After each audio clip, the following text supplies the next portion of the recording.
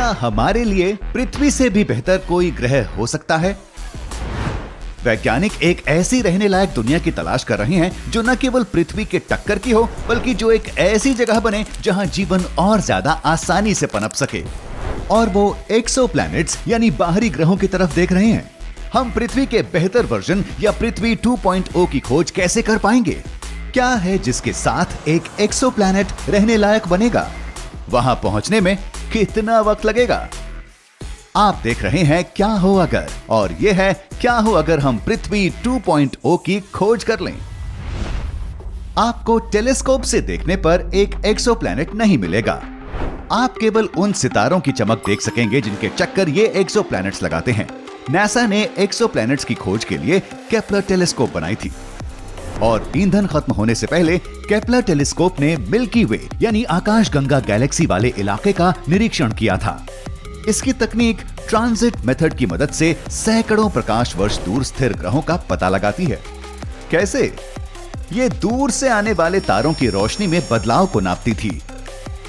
जब एक ग्रह एक से दूसरी जगह जाता है या किसी तारे के सामने से गुजरता है तो वो तारा उतना चमकदार नहीं रहता, और केपलर टेलीस्कोप इसकी मदद से एक्सोप्लैनेट्स की पहचान कर पाती है। ये करना आसान नहीं है, पर अपने 9 साल के जीवन काल में केपलर टेलीस्कोप ने 4367 एक्सोप्लैनेट्स की मौजूदगी पर मोहर लगाई। क्या इनमें से कोई पृथ्वी 2.0 हो सकता है?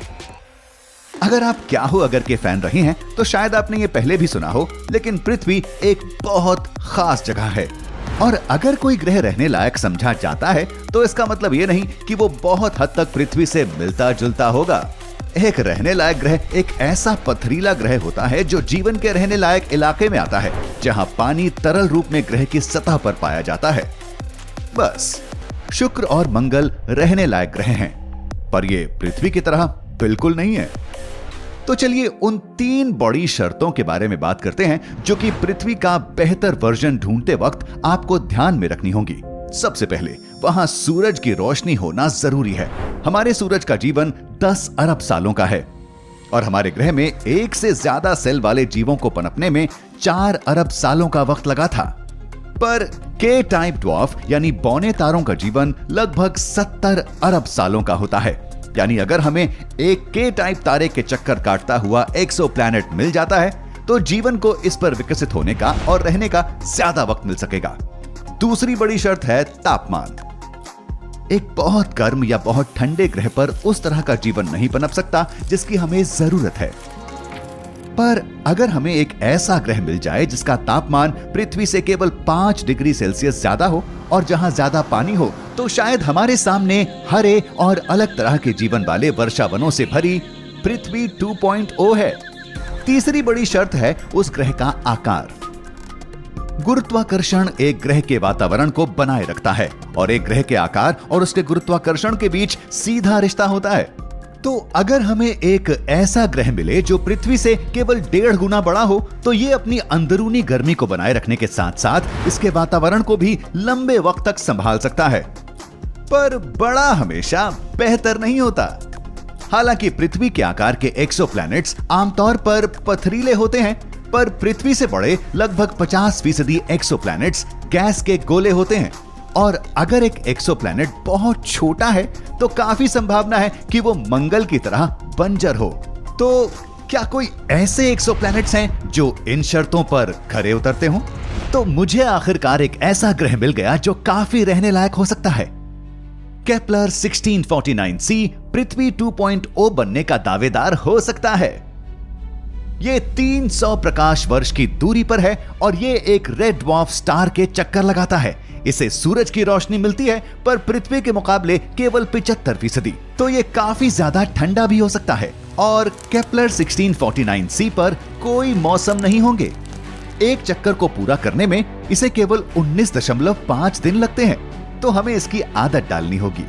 ओह, और हाँ, ये टाइडली लॉक्ड हो सकता है, यानी ग्रह का एक हिस्सा हमेशा सूरज के सामने होगा और दूसरा हिस्सा अंतरिक्ष के सामने। साथ ही एक रेड ड्वार्फ स्टार का चक्कर काटते ग्रह पर रहना खतरनाक हो सकता है।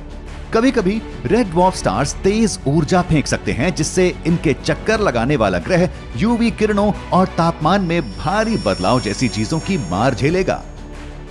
पर अगर हम केपलर 1649c को पृथ्वी 2.0 का दावेदार मान लें, तो आगे क्या होगा?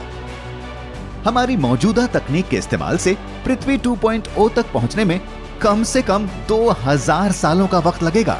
और क्योंकि यह ग्रह इतनी दूर है, हम केवल इसके आकार, इसके तारे से इसकी दूरी और इसके वातावरण की बनावट के बारे में जानते हैं। तो हम इंसानों को पृथ्वी 2.0 तक के कई पीढ़ियों वाले एक सफर पर ले जा सकते हैं, और शायद तब हमें यह पता लगे कि ये नेपच्यून यानी वरुण 2.0 जैसा ज्यादा है। हाँ, ऐसी कोई संभावना नहीं है कि हम एक गैस के गोले पर जिंदा रह सकें। हमें इंसानों को किसी संभावित पृथ्वी 2.0 पर भेजने के पहले और ज्यादा जानकारी इकट्ठी करनी होगी। तो इस वक्त नासा एक ऐसे जांच उपकरण पर काम कर रहा है जो प्रकाश की गति के 5वें हिस्से की रफ्तार से चल सके। ये बहुत हद तक एक्सोप्लैनेट्स की हमारी जानकारी पर निर्भर होगा, और हमें खुद को केवल एक्सोप्लैनेट्स की खोज तक सीमित नहीं रखना चाहिए। एक चांद अपने तारे से सीधी सौर ऊर्जा लेता है, और जिस ग्रह के वो चक्कर लगाता है वो सौर ऊर्जा को इसकी ओर रिफ्लेक्ट करता है। तो शायद इंसानी जीवन के लिए एक चांद किसी एक्सोप्लैनेट के मुकाबले बेहतर साबित हो। हमारे सौर मंडल में पृथ्वी से सबसे ज्यादा मिलता जुलता ग्रह है टाइटन, यानी शनि का सबसे बड़ा चांद। तो अगर हम हजारों सालों के सफर से बचना चाहते हैं, तो शायद टाइटन हमारे लिए एक अच्छा घर साबित हो सकता है। टाइटन पर जीवन बिताना कैसा रहेगा? वैसे वहां मौसम बहुत लंबे वक्त तक बदलने नहीं वाले, लेकिन इस पर चर्चा के लिए बने रहें हमारे साथ और देखें क्या हो अगर का दूसरा वीडियो।